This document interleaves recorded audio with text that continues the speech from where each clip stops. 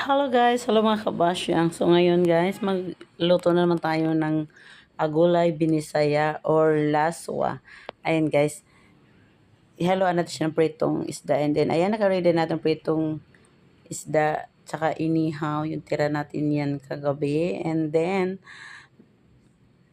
ayan guys, himayin natin to siya mamaya. And then meron tayong okra, meron tayong patola, at hindi mawala ating gabi, ating malunggay, at alugbati.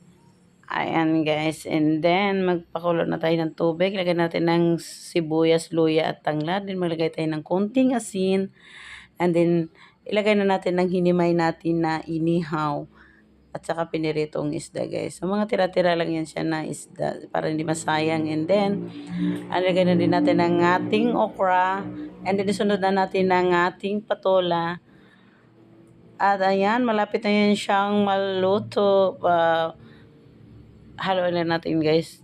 Tingnan na natin siya kung talagang malapit na siya maluto. And then ilagay na natin ang ating alugbati at ating malunggay.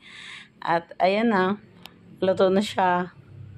Ayan, para hindi masayang ang ating pritong isda or inihaw na isda guys. Ganitong luto natin.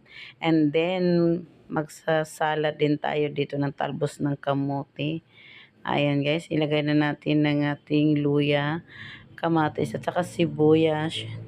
Kinamay na natin, malinis naman ang ating kamay guys. And then ilagay na din natin siya ng konting bitchin.